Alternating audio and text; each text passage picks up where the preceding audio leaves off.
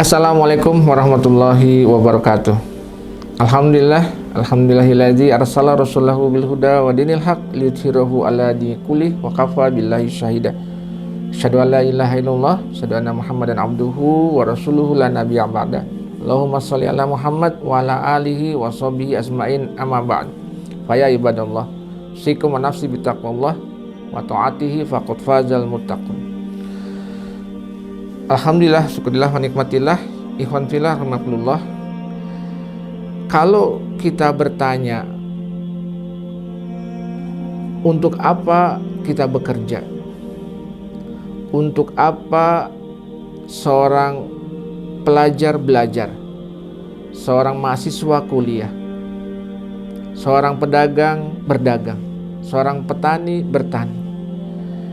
Tentu mereka berharap ada benefit dari aktivitas yang dilakukannya. Seorang pekerja tentu berharap mendapatkan upah, gaji atau salary dari perusahaan di mana dia tempat bekerja. Seorang mahasiswa, seorang pelajar yang bersekolah atau berkuliah tentu berharap benefit. Apa itu? Yaitu ilmu, kemudian juga gelar dan sebagainya. Seorang pedagang yang berdagang tentu mendapatkan benefit dari aktivitas dagangnya, yaitu keuntungan. Seorang petani berharap panen dari hasil pertanian maupun dari hasil kebunnya. Kata kuncinya adalah benefit atau keuntungan. Jadi hampir semua aktivitas manusia adalah dalam rangka mencari keuntungan, mencari benefit. Nah, pertanyaannya adalah, apa benefit keuntungan kita belajar, mengkaji, mempelajari Islam? Apa benefit kita menjadi seorang muslim? Apa benefit kita mentafsirkan, kemudian mengamalkan Al-Quran? Ikhwan fillah rahimakumullah. Kalau hari ini ya kita bicara benefit yang tadi saya contohkan di awal, tentu identik dengan materi. Tadi katakan bahwa seorang karyawan mengharapkan salary, ya, seorang pelajar atau mahasiswa mendapatkan gelar, kemudian seorang pedagang mendapat keuntungan, seorang petani mendapatkan hasil dari perkebunannya. Semua adalah materi. Nah, pertanyaannya adalah ketika kita belajar Islam, kita mengkaji Islam, mempelajari Al-Quran, apa keuntungannya secara materi? Maka ketika ini dicoba ditanyakan di tengah masyarakat yang sangat materialis, sangat memuja-muji ya benda secara materi, maka belajar Islam, mengkaji Islam, pelajari Al-Quran, mentafsirkan Al-Quran menjadi sesuatu yang absurd, menjadi sesuatu yang tidak bisa diterima. Karena apa keuntungannya secara materi? Ya. Untuk apa kita menjadi orang yang soleh, menjadi orang yang taat? Ya, kalau tidak memberikan keuntungan secara materi. Nah, pada pertemuan kita hari ini ya, kita akan mencoba membedakan apa itu kesuksesan dan apa itu keberkahan. Ya. Teman-teman yang dirahmati Allah, teman-teman tentu tahu siapa itu Qarun. Ya. Satu nama yang melegenda saking kayanya. Sehingga sampai hari ini ketika ada orang yang menemukan harta di bawah tanah disebut sebagai harta Qarun atau harta karun. Qarun adalah salah seorang pembesar di masa Fir'aun, ya, di mana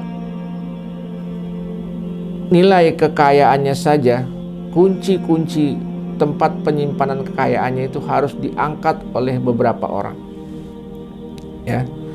Teman-teman pasti punya kunci ya. Coba angkat kunci teman-teman yang ada hari ini. Apakah teman-teman bisa mengangkat dengan satu tangan? Atau bahkan mungkin dengan satu jari? Kunci rumah, kunci motor, kunci mobil? Ya, tentu bisa. Ya, tapi tidak dengan Qarun, teman-teman. Ya, kunci-kunci gudang penyimpanan hartanya itu harus dibawa, dibopong, dibawa secara bersama-sama oleh beberapa orang. Itu baru kunci gudangnya. Bagaimana isi gudangnya? Itulah simbol kesuksesan di masa itu. Ya. Lalu orang-orang akan mengaguminya. Lalu orang-orang akan mencoba menghayalkannya sebagaimana Qarun. Dan orang-orang akan bertanya, "Ya Qarun, bagaimana engkau bisa sekaya itu? Bagaimana engkau bisa kesukses seperti itu?"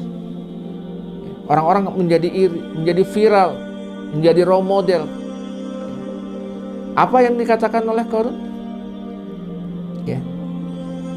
Di surat Al-Qasas ayat 28, Qarun mengatakan, "Qala innama utitu ala ilmin indi." Sesungguhnya aku diberi harta semata-mata karena ilmu yang ada padaku. Ya. Ilmin indi, bahwa kesuksesan ini karena kepintaranku, keberhasilanku karena kepiawaianku, kecerdasanku. Simbol kesuksesan menimbulkan kesombongan, memunculkan sikap-sikap yang jauh dari keberkahan. Kalau sukses diidentikan dengan hanya materi, maka yang terjadi seperti ini. Bandingkan dengan Nabi Sulaiman alaihissalam. Ketika Nabi Sulaiman memiliki seluruh kekayaan dan kerajaan yang jauh lebih besar dibandingkan Qarun, apa yang Nabi Sulaiman katakan? Haza min fadli rabbi, bahwa ini semua adalah karunia dari Allah. Tidak ada sekalipun Nabi Sulaiman mengatakan ini karena kehebatanku, ini karena kepandaianku, ini karena kejeniusanku.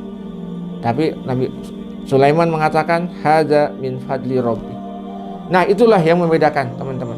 Sehingga ketika terjadi ketidakberkahan dalam diri seseorang dikarenakan Allah tidak memberikan rahmat, tidak memberikan sakinah, tidak memberikan ketenangan, maka yang terjadi adalah dunia dikejar tapi tidak dapat.